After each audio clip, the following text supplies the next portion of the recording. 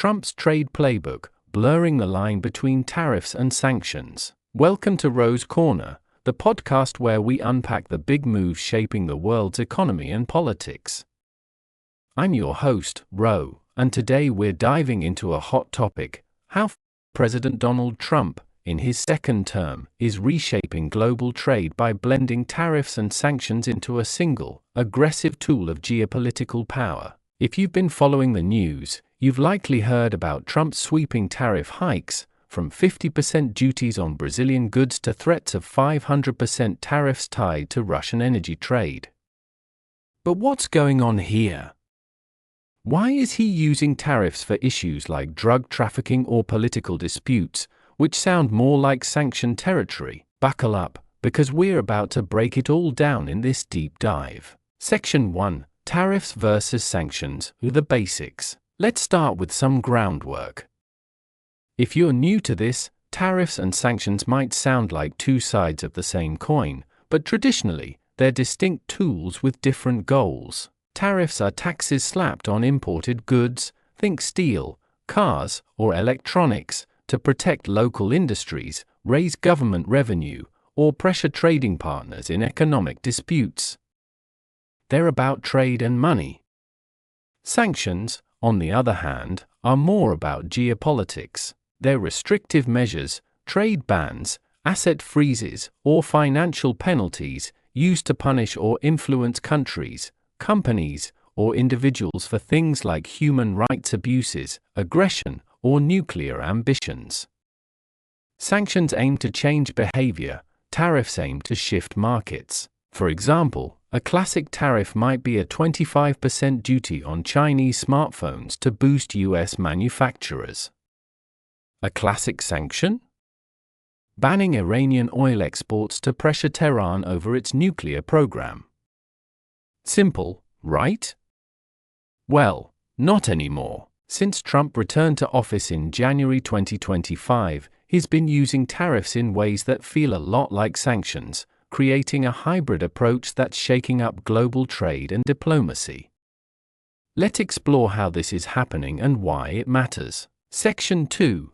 Trump's Tariff Blitz, a new playbook. If you've been scrolling through headlines or posts on social media, you've probably seen Trump's tariff announcements dominating the conversation. On April 2, 2025, which he dubbed Liberation Day, Trump declared a national emergency over the U.S. trade deficit, invoking the International Emergency Economic Powers Act, IEPA, to impose a 10% baseline tariff on nearly all imports starting April 5.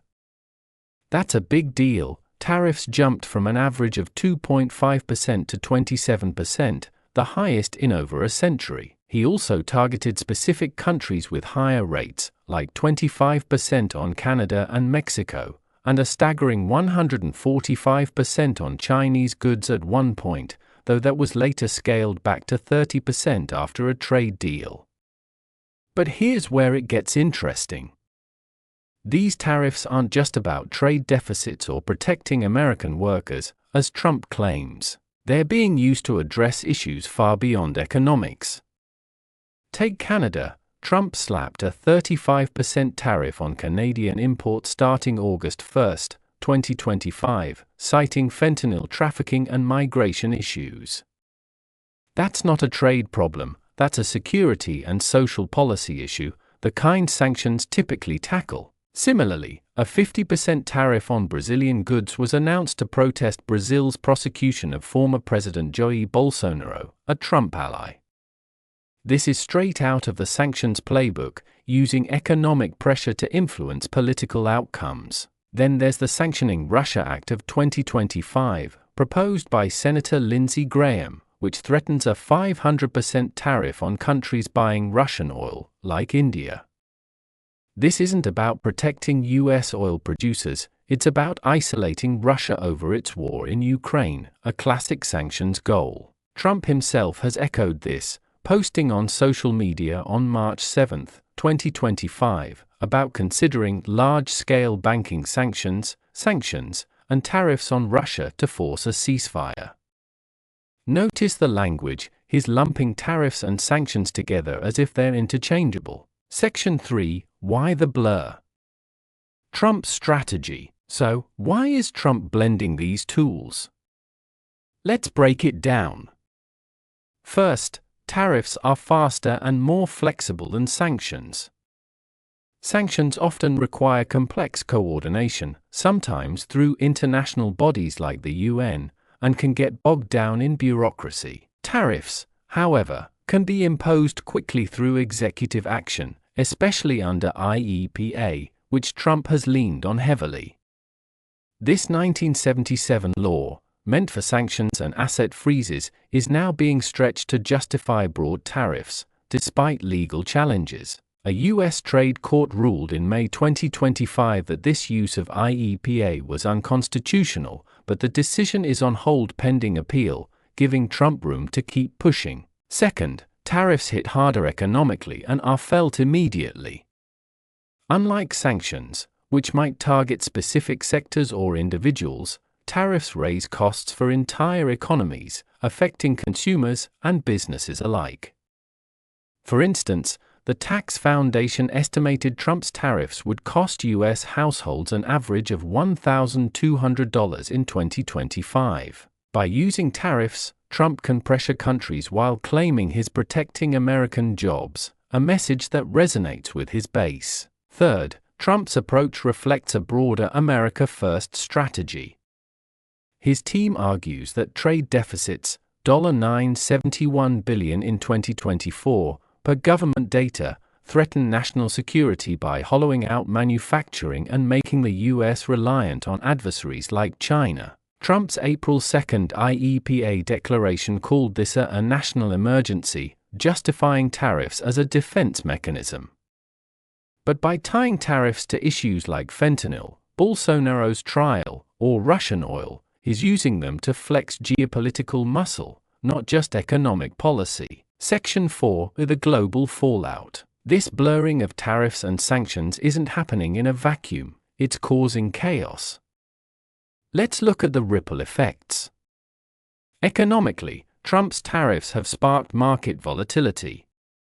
When he announced the 10% universal tariff on April 2, 2025, stocks and bonds crashed, prompting a 90-day pause on additional hikes for 56 countries. Even so, the average U.S. tariff rate hit 27% by April, per Politico, and Import Genius estimates that tariffs on China alone generate $1.24 billion daily.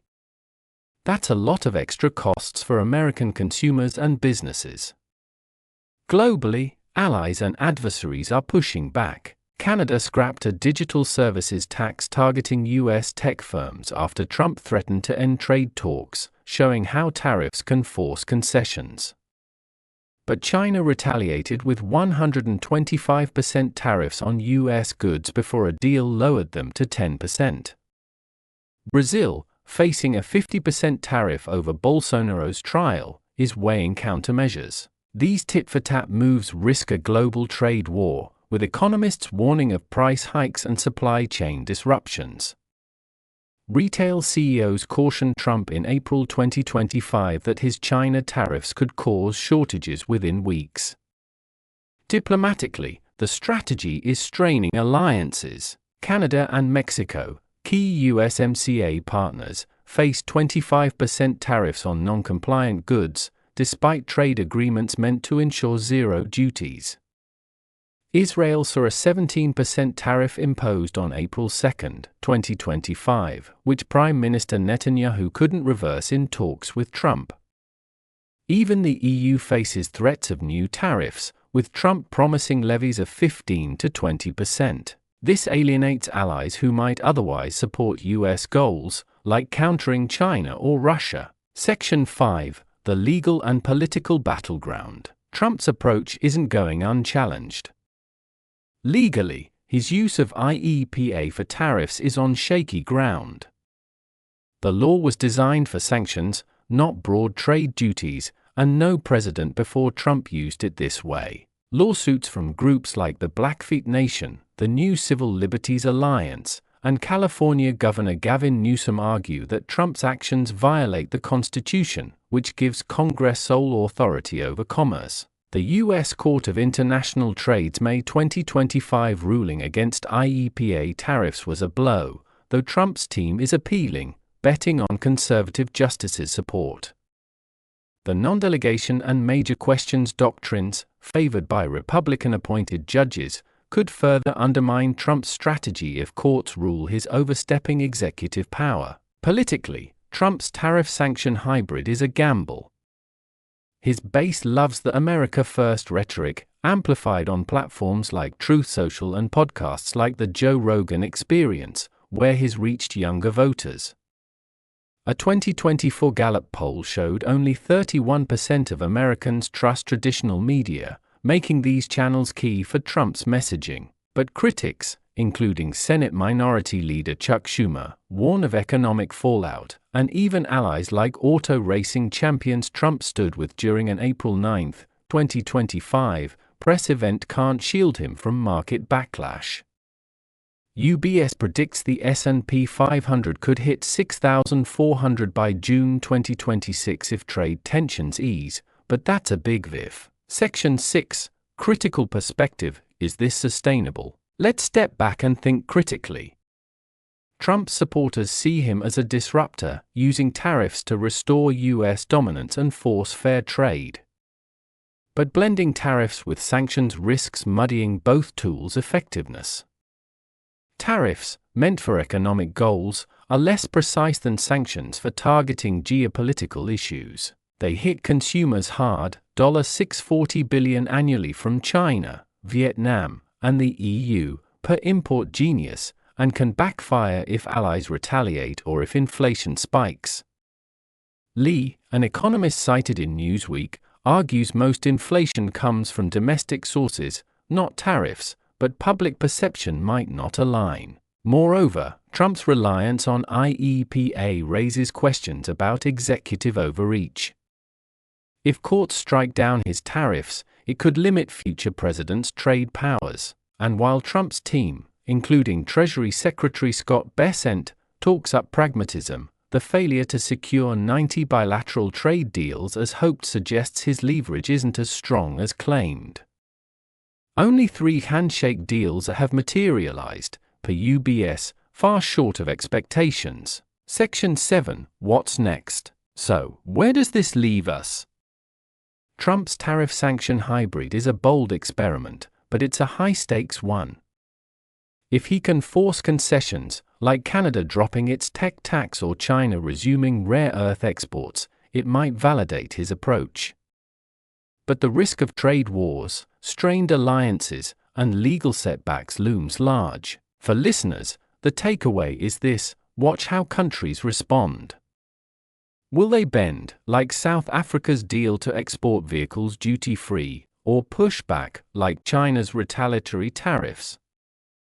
And keep an eye on U.S. courts, they could decide whether Trump's trade playbook survives. Conclusion. That's all for today's episode of Roh's Corner. If you enjoyed this deep dive into Trump's tariff sanction strategy, subscribe, leave a review, and share with a friend. Got thoughts on where this trade war is headed? Drop a comment, like, and share. Until next time, stay curious and keep questioning the narrative. This is Roh, signing off.